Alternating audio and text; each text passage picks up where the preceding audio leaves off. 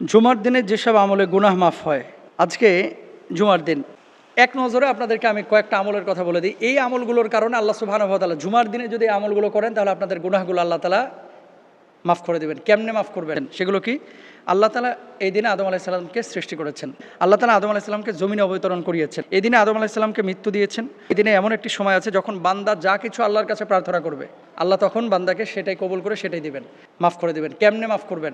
শরীরে যদি কোনো ময়লা আবর্জনা থাকে, যখন আপনি সাবান দিয়ে শরীরটাকে একেবারে ডোলে কচলিয়ে ধোন, এরপরে শরীরে ময়লা থাকে না, জুমার দিনে এই কাজগুলো করবেন, আল্লাহ তাআলা আপনার গুনাহগুলোকে মাফ করে দেবে। সুবহানাল্লাহ। জুমার দিনের ব্যাপারে আবু লুবাবা বিন আব্দুল মুনজির রাদিয়াল্লাহু তাআলা আনহু থেকে বর্ণিত হাদিসে রাসূল আকরাম সাল্লাল্লাহু আলাইহি ওয়াসাল্লাম জুমার দিনের 5টি বৈশিষ্ট্য উল্লেখ করেছে। আমরা দুয়াতে প্রথমে কি বলি?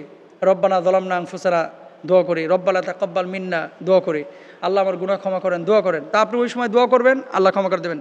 সাহাবীরা জিজ্ঞেস করলেন, ইয়া রাসূলুল্লাহ, এটা কোন সময় হওয়ার সম্ভাবনা?